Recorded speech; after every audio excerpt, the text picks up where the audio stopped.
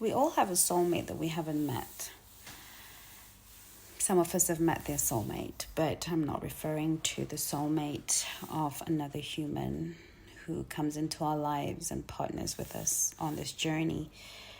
I'm talking about you. You are your forever soulmate. I was talking to a beautiful young lady earlier, and she lost her fiance, and he seemed so much like a soulmate. I almost cried when I was hearing the story.